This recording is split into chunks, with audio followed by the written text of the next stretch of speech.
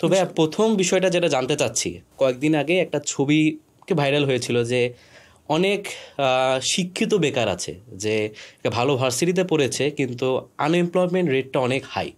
তো যেহেতু আপনি আমাদের এই ইউথটা নিয়ে অনেক কাজ করেছেন, আমাদেরকে নিয়ে আপনি অনেক জানেন যে আমাদের আসলে স্ট্রাগলটা কোথায়, আপনি আমাদের সিভি নিয়েছেন, তো আসলে সমস্যাটা কোথায়, কেন আসলে এতটা মানুষ বেকার আছে?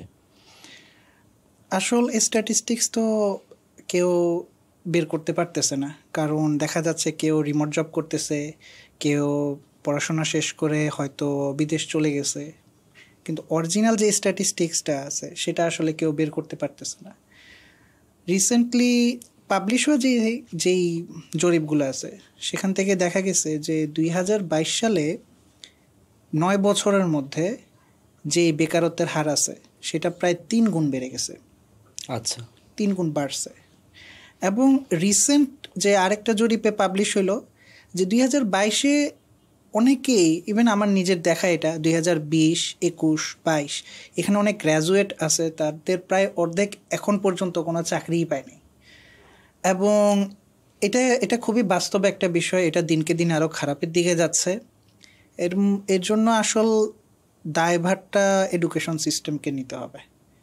এডুকেশন সিস্টেমটা যেটাই বলুক না কেন, আমি অ্যাজ এ আমি আসলে ড্রপ আউট হয়ে গেছি। ড্রপ আউট বলবো যে মোটামুটি 3rd গ্রেড একটা ভার্সিটি থেকে ড্রপ আউট, সো হার্ভার্ড থেকে না।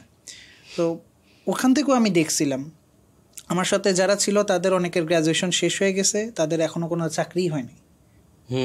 তো যেই কারিকুলাম আছে, যে পড়াশোনার সিস্টেমটা আছে, সে পড়াশোনার সিস্টেমটা এবং বাস্তবে আসলে যেই স্কিলটা কাজে লাগে সেটার মধ্যে আকাশ পাতাল তফাৎ।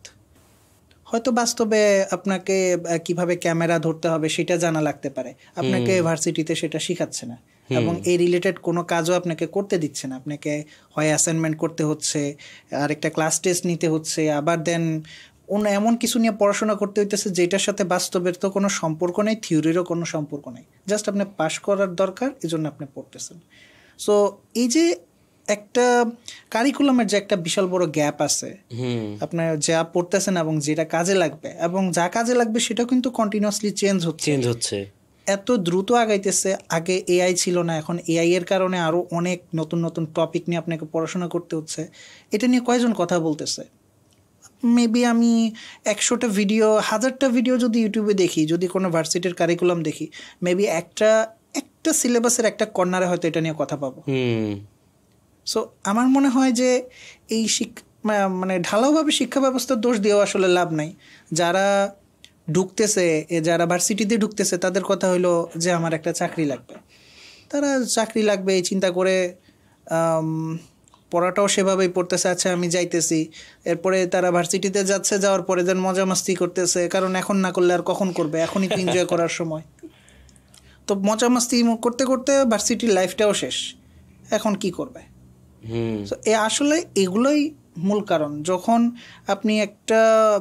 আপনি কোনো একটা জায়গায় আপনার এত সময় দিচ্ছেন এবং এতগুলো টাকা দিচ্ছেন, আপনার উচিত তাদের মাথা নষ্ট করে ফেলা যে আমি এখন আমার শিখা দরকার।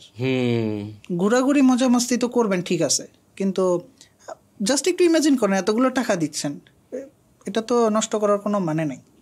সো এডুকেশন সিস্টেমের একটা বিশাল বড় ঘাটতি আছে এখানে, এবং যারা স্টুডেন্ট আছে তাদেরও এখানে আগ্রহের একটা বিশাল বড় একটা অভাব আছে।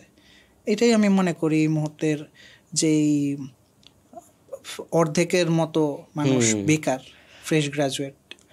আসলে আমি এটা এগ্রি করি। আমি যখন বের হয়েছি, আমার সময় যে সিলেবাসটা ছিল আমাদের ভার্সিটিতে এখন সেম সিলেবাসটাই আছে। তো আমার বের হওয়া 4-5 বছর হয়ে গেছে, কিন্তু সিলেবাসটা তখন যা ছিল এখনও তা আছে, আর এটা চেঞ্জ হওয়া খুবই ধীরে সুস্থে হয়। আর এখানে মানুষ উদ্যোগও নেয় না, আর সবাই জানে যে যারা বের হচ্ছে তারা কিন্তু এই সিলেবাসের জন্য জব পাবে না। আর সেজন্য দেখা গেল যে সবাই যে টপ সিভি যাদের সিজি তারাই জব পায় তা না, অনেকে আছে